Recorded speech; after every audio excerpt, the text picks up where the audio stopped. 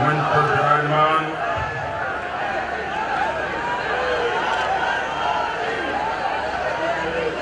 हमारे ऊर्जावान मुख्यमंत्री श्रीमान शिवराज सिंह जी, मंत्रिपरिषद के उनके साथी श्री राजेंद्र शुक्ल जी, श्री दीपक जोशी जी, श्रीमान बाबूलाल जी जैन, जिला परिषद के अध्यक्ष श्री ईश्वर सिंह जी, राज्यसभा के सांसद रघुनंदन जी, मंच पर विराजमान सभी वरिष्ठ महानुभाव और विशाल संख्या में पधारे हुए भाइयों और बहनों, मैं आदरणीय शिवराज जी का बहुत आभारी हूं, मध्य प्रदेश सरकार का बहुत आभारी हूं कि राज्य के इस महत्वपूर्ण प्रकल्प में शरीक होने का मुझे अवसर दिया।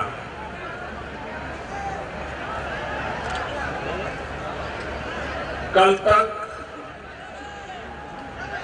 मध्य प्रदेश की जब भी बात आती थी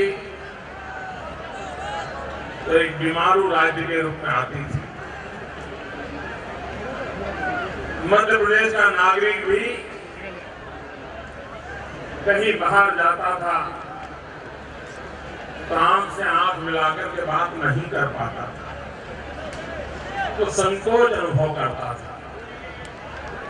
लेकिन शिवराज जी ने अपने इस छोटे से कार्यकाल में भी मध्य प्रदेश की शकल सूरत बदल दी है, मध्य प्रदेश को बीमारू राज्य से बाहर निकाला है और एक प्रकार से मध्य प्रदेश ने देश की बहुत बड़ी सेवा की और इसलिए शिवराज जी अनेक अनेक अभिनंदन के अधिकारी हैं।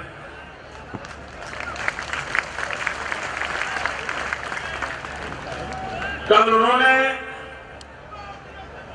नर्मदा को क्षिप्रा से जोड़ दिया। एक पानीदार मुख्यमंत्री कैसा काम कर सकता है उसका उदाहरण प्रस्तुत कर दिया। आज उन्होंने धरती को अंबर से जोड़ करके सौर ऊर्जा का, इस सौर ऊर्जा का काम ये सिर्फ मध्य प्रदेश को नहीं,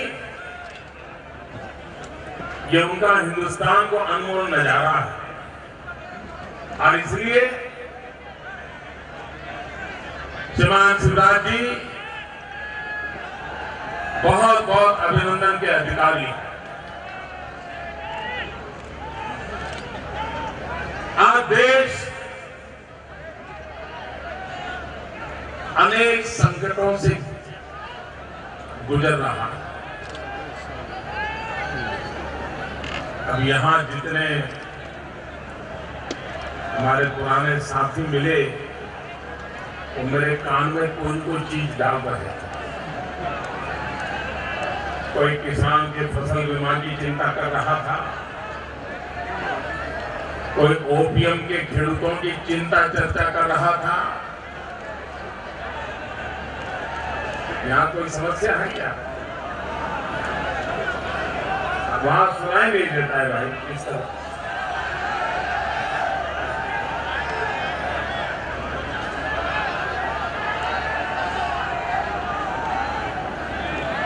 मेरी आवाज आपको पहुंचे या न पहुंचे, वक्त का तकाजा है कि आपकी आवाज मेरे पास पहुंचनी चाहिए।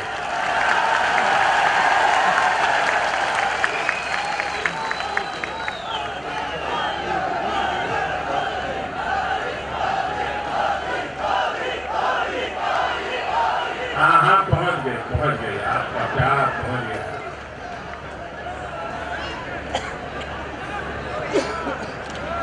कोई मेरे कान में फसल बीमा योजना की चिंता जताता था आकर के, कोई ओपीएम की खेती के कारण दिल्ली सरकार के जो रवैये हैं उससे हमारा किसान कितना परेशान हो रहा है उसकी बात कर रहा था। कोई बीएसएफ के जवान अपनी कठिनाई के लिए ज्ञापन भेज रहे हैं।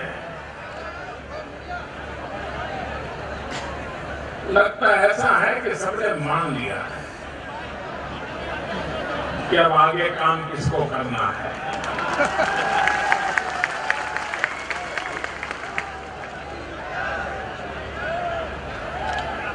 और जनता की आवाज ईश्वर की आवाज होती है।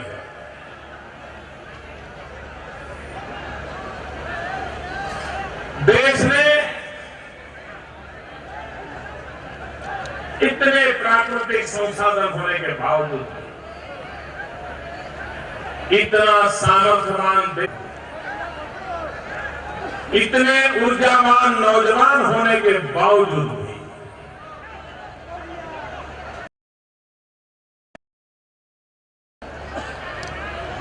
21वीं सदी में जिस तेज गति से हिंदुस्तान को उड़ना था, दौड़ना था, इस दशक में देश लुढ़क गया। अकेले ऊर्जा क्षेत्र को देखें भाइयों बहनों, देश में एक तरफ अंधेरा है, दूसरी तरफ 20,000 मेगावाट बिजली के कारखाने बंद पड़े हैं। लोग बेरोजगार हो रहे हैं। और कारण क्या? आपके घर में गेहूं हो, चावल हो, दाल हो, सब्जी हो, नमक हो, मिर्ची हो, मिट्टी का तेल हो, सब हो, लेकिन जलाने के लिए दियासली न हो और इसके कारण पूरा घर भूखा मरता रहे, ऐसी कभी कल्पना की है आपने? ये दिल्ली सरकार का कारोबार है सर। बिजली के कारखाने हैं, काम करने वाले लोग हैं, बिजली की खपत है, बिजली की जरूरत है, देश में अंधेरा है, लेकिन बिजली नहीं है। क्यों? बिजली पैदा करने के लिए जो कोयला चाहिए वो कोयला उपलब्ध नहीं है। कोयला क्यों उपलब्ध नहीं है? तो कभी एनवायरमेंट के नाम पर, कभी पॉलिसी पैरालिसिस के कारण, कभी भ्रष्टाचार की सीमाओं पार कर जाने के कारण, सुप्रीम कोर्ट की नाराजगी के कारण सारा का सारा कारोबार ठप पड़ा।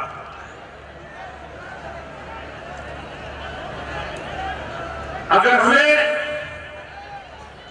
देश में औद्योगिक विकास करना है तो ऊर्जा उसकी प्रमुख प्राथमिक आवश्यकता होती है। लेकिन अगर इंफ्रास्ट्रक्चर का एक महत्वपूर्ण पहलू ऊर्जा, उसके प्रति अगर इतनी उदासीनता बरती जाएगी तो न कारखाने लगेंगे, न नौजवान को रोजगार मिलेगा और न ही भारत के विकास के सपने पूरे हो सकते हैं। भाइयों बहनों, डॉलर की तुलना में हमारा रुपया लुढ़कता चला जाए और इतिहास में कभी इतना नीचे नहीं गया, इतना हमारा रुपये की कीमत नीचे गई।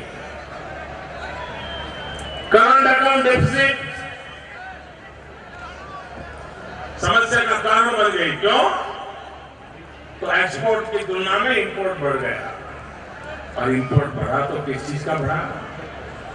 भाइयों बहनों, कोयले का इंपोर्ट बढ़ गया, कोयले का इंपोर्ट बढ़ गया और देश पर इतना बड़ा बोझ आकर के गिर गया। कोयले की खदानें हैं, हमारे पास कोयला है, भारत के पास कोयला रिजर्व में कोई कमी नहीं है, लेकिन दिल्ली सरकार में दम नहीं है। और उसी का नतीजा है भारत को आर्थिक रूप से सामर्थ्यवान अगर बनाना है तो एनर्जी के क्षेत्र में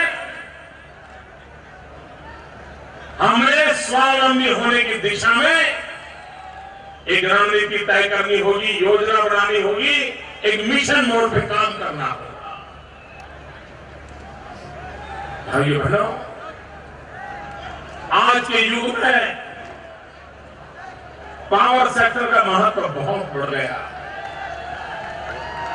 पावर एक महत्वपूर्ण पहलू है, लेकिन पावर की तरफ देखने में अंतर है। हम जिस परंपरा में पले बढ़े हैं, चाहे नरेंद्र मोदी हो या शिवराज जी हो,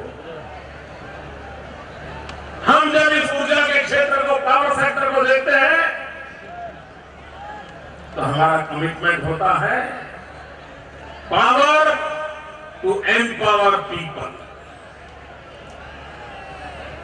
लेकिन दिल्ली में बैठे हुए लोग,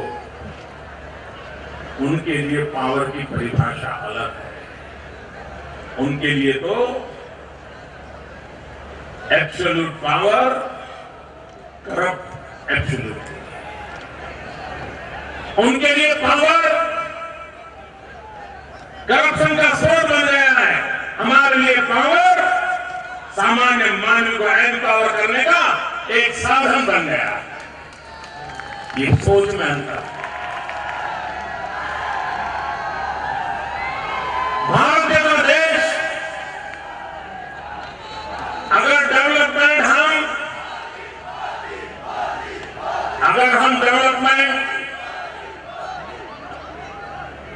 एनवायरमेंट फ्रेंडली नहीं करते हैं, विकास और प्राकृतिक पर्यावरण की रक्षा नहीं करते हैं, तो विकास हमारे लिए भी संकट बन सकता है। और एनवायरमेंट फ्रेंडली विकास का एक सबसे बड़ा माध्यम है प्राकृतिक संसाधनों से ऊर्जा का उत्पादन। श्रीमान शिवराज जी ने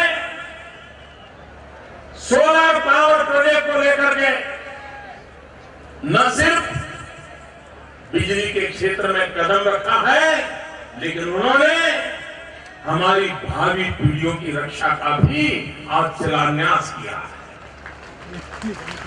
हमारी आने वाली पीढ़ियां सुरक्षित रहे,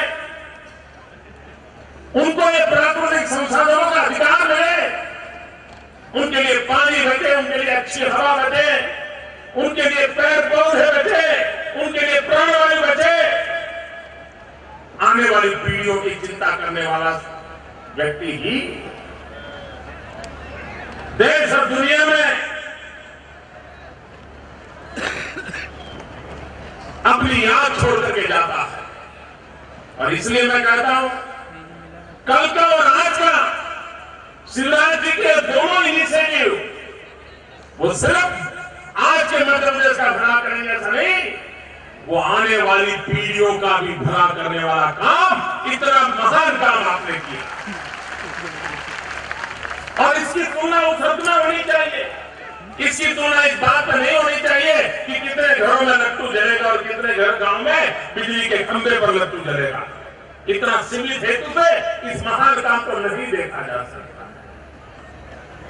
भाइयों बहनों, हमारे देश, अगर पूरे देश का चित्र को जरा सामने ले, तो परमात्मा ने कितनी उत्तम व्यवस्था हमारे लिए की है। लेकिन दुर्भाग्य से 60 साल तक शासकों ने न कभी हमारी सामर्थ्य को जानने की कोशिश की है, न इस सामर्थ्य को विकास के लिए काम में लाने की चिंता की। हमारा पूर्वी हिंदुस्तान, जहां पहाड़ हैं, जहां ज्यादा बारिश है, वहां बहुत बड़ी मात्रा में पानी है, हाइड्रो पावर जनरेशन के लिए ये हिंदुस्तान का पूर्वी पट एक प्रकार से स्वर्ग भूमि है। हमारा समुद्र तट ईश्वर ने एक ऐसी व्यवस्था की है कि पश्चिम की तरफ चले जाए और हिंदुस्तान के नीचे की तरफ चले जाए, तो हमारा समुद्र तट विंड एनर्जी के लिए, पवन ऊर्जा के लिए एक उत्तम ईश्वर की सौगात है। और हिंदुस्तान के प्लेन इलाके में चले जाएं, गुजरात और राजस्थान की मरुभूमि में चले जाएं, तो वहां पर ईश्वर ने सौर ऊर्जा के लिए हमें बहुत बड़ी प्राकृतिक सौगात दी है। अगर भारत के नीति निर्धारकों ने हिंदुस्तान के इन 3 प्रमुख हिस्सों को उस ऊर्जावान बाबतों को ध्यान में रख करके ऊर्जा संबंधित अगर नीतियां बनाई होती, तो शायद न हिंदुस्तान को कहीं से कोयला निकालना पड़ता, न ही हिंदुस्तान को कभी गैस और पेट्रोलियम सेक्टर का इतना इंपोर्ट करना पड़ता, और न ही भारत को कभी अंधेरे में जीने के लिए मजबूर होना पड़ता। आइए बहना, ये सूरज शिवराज जी मुख्यमंत्री बने उसके बाद तपने लगा क्या? पहले तपता था नहीं तपता था? पहले सूरज निकलता था नहीं निकलता था? लेकिन पुरानी सरकारों को समझ नहीं आया सूरज का उपयोग हो सकता है। शिवराज जी को समझ आया कि ये तपता सूरज ही मेरे नौजवानों के भाग्य को तपा सकता है।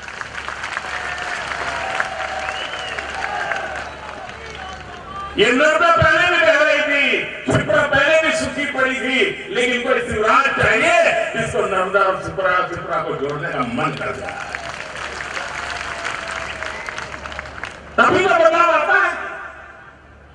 और इसी के कारण आज मध्य प्रदेश बीमारू राज्य से बाहर निकला। मध्य प्रदेश ने कृषि क्रांति करके पूरे हिंदुस्तान में नाम रोशन किया है और पूरे देश के किसानों को एक नई प्रेरणा दी है। एक समय था कृषि विकास की जब भी बात आती थी तो गंगा, यमुना, कृष्णा, गोदावरी, इन्हीं पट की चिंता, उसी इलाके के किसानों का नाम आता था। पंजाब हरियाणा के किसानों का नाम याद आता था। पहली बार हिंदुस्तान के कृषि विकास में 3 उन राज्यों का नाम आया है जो कभी कृषि के क्षेत्र में नाम नहीं कमाया था। वो है छत्तीसगढ़, वो है मध्य प्रदेश और वो है गुजरात। जहां कृषि उत्पादन की संभावना बहुत कम थी, जो छत्तीसगढ़ बाहर से चावल ना आए तो भूखा रहता था, वो छत्तीसगढ़ आज हिंदुस्तान के 4 राज्यों को चावल खिला रहा है। गेहूं के भंडार कभी पंजाब भरता था, आज गेहूं के भंडार मेरा मध्य प्रदेश का किसान भर रहा है। भाइयों बहनों, जो बदलाव आया है, और इसलिए ग्रीन रिवॉल्यूशन हमारे देश ने देखा है। हमारे देश ने व्हाइट रिवॉल्यूशन देखा है। हिंदुस्तान के तिरंगे के 3 रंग हैं। जिस तिरंगे के लिए हम गौरव करते हैं, आन बान शान से सर झुकाते हैं, उस तिरंगे के 3 रंग है। एक ग्रीन, दूसरा व्हाइट और तीसरा सैफरन। भाइयों, देश ने ग्रीन रिवॉल्यूशन देखा, देश ने व्हाइट रिवॉल्यूशन देखा, आज घड़ी आई है सैफरन रिवॉल्यूशन। और जब मैं सैफरन रिवॉल्यूशन कहता हूं, उसका मतलब है एनर्जी का कलर है सैफरन, एनर्जी का कलर है सैफरन। और इसलिए एनर्जी सेक्टर में एक बहुत बड़ा रिवॉल्यूशन होना ये हमारे देश में आवश्यक है। भाइयों बहनों, हमारे यहां पूर्वजों ने सूर्य भगवान को एक शक्ति के स्रोत के रूप में माइथोलॉजी में स्वीकार किया है। और ये कहा गया है कि सूर्य भगवान का रथ 7 घोड़ों पर सवार होता है। 7 घोड़ों पर सूर्य भगवान का रथ चलता है। भाइयों बहनों, ये ऊर्जा का स्रोत की कल्पना हमारे पूर्वजों ने की, सूर्य भगवान के रथ की कल्पना की। वो 7 घोड़े कौन से हैं भाइयों बहनों? ये सूर्य भगवान का रथ, ये ऊर्जा का रथ। इसके जो 7 घोड़े हैं, एक है कोयले पर आधारित ऊर्जा, दूसरा है गैस पर आधारित ऊर्जा, तीसरा है हाइड्रो पर आधारित ऊर्जा, पानी पर आधारित, चौथा है सूर्य शक्ति के आधार पर ऊर्जा, पांचवा है बायोमास के आधार पर ऊर्जा, छठा है न्यूक्लियर एनर्जी, सातवां है विंड एनर्जी। ये 7 घोड़े सभी राज्यों में, इन 7 घोड़े पर ऊर्जा का रथ सवार होना चाहिए, तब जाकर के भारत को हम ऊर्जा के क्षेत्र में आत्मनिर्भर बना सकते हैं।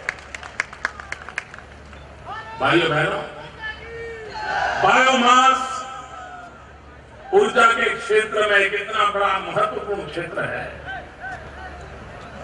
कल तक अपने शहर का, गांव का, नगर का कूड़ा कचरा हमें बोझ नजर आता था, गंदगी हमें परेशान करती थी। भाइयों बहनों, विज्ञान और टेक्नोलॉजी इतनी तेजी से बदल रही है कि वही हमारी गंदगी, वही हमारा कूड़ा कचरा, वो कंचन में परिवर्तित हो सकता है। और इसलिए कूड़ा कचरा भी सोना बन सकता है। बायोमास से ऊर्जा लाखों लोगों को रोजगारी दे सकता है, स्वास्थ्य की समस्याओं का समाधान कर सकता है, गांव, नगर, शहर साफ सुथरे रह सकते हैं और कम लागत से ऊर्जा प्राप्त हो सकती है। जिस प्रकार से विंड एनर्जी का महत्व बढ़ा है, जिस प्रकार से सोलर एनर्जी का महत्व बढ़ा है, उसी प्रकार से हिंदुस्तान के हर कोने में बायोमास आधारित एनर्जी, उस पर भी हमें बल देने की आवश्यकता है। आने वाले दिनों में अच्छा होता भारत सरकार ऊर्जा के सभी क्षेत्रों को लेकर के एक क्यूमुलेटिव सोच के साथ, एक होलिस्टिक अप्रोच के साथ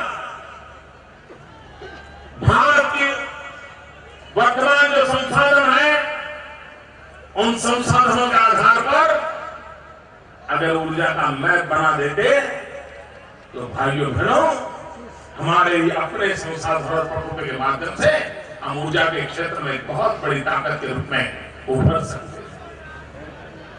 लेकिन भाइयों बहनों, ये टुकड़ों में सोचने,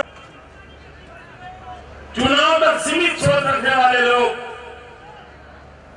देश के लंबे समय के भाग्य की नींव नहीं डाल सकते। उस मूलभूत परिवर्तन की आवश्यकता है और उस मूलभूत परिवर्तन को लेकर के भारतीय जनता पार्टी की सरकारें जहां जहां पर भाइयों बहनों, मध्य प्रदेश ने देख लिया है कि आपकी सारी समस्याओं का समाधान विकास ही है। विकास होगा तो नौजवान को रोजगार मिलेगा, विकास होगा तो गांव गली में सुविधाएं बढ़ेगी, विकास होगा तो गरीब के जीवन में परिवर्तन आएगा, क्वालिटी ऑफ लाइफ इसमें परिवर्तन आएगा। और इसमें हम लोगों का पूरा बल, भारतीय जनता पार्टी की सभी सरकारों का एक ही मंत्र है, विकास। और उस विकास के मंत्र में शिवराज जी ने मध्य प्रदेश के लोगों के दिल जीत लिए हैं। भाइयों बहनों, मध्य प्रदेश के लोगों का मैं अभिनंदन करता हूं। उन्होंने विकास के मुद्दे पर जन समर्थन दिया और शिवराज जी का ताकत बढ़ा दी, उनका हौसला भी बुलंद कर दिया है और पहले दौड़ते थे उससे भी ज्यादा तेज गति से दौड़ेंगे, ये मुझे पूरा विश्वास है। भाइयों बहनों, मैं अधिक समय और विषयों पे जाना नहीं चाहता हूं। आपके बीच जाने का अवसर मिला, मैं फिर एक बार मध्य प्रदेश सरकार का बहुत आभारी हूं। और ऊर्जा के क्षेत्र में भारत आत्मनिर्भर स्वावलंबी बने, उस दिशा में कोई मुश्किल काम नहीं है। थोड़े से कदम उठाएं, हम स्थितियों को बदल सकते हैं। मैं शिवराज जी को फिर एक बार, उनकी पूरी टीम को फिर एक बार, आने वाली पीढ़ियों के लिए, उनके कल्याण के लिए, उनको सुखमय जिंदगी के लिए आज इस धरती पर एक महत्वपूर्ण नींव डाली है, इसके लिए मैं उनको बहुत बहुत बधाई देता हूं। जय मेरे साथ वाले भारत माता की, पूरी ताकत से भारत माता की, भारत माता की। बहुत बहुत धन्यवाद माननीय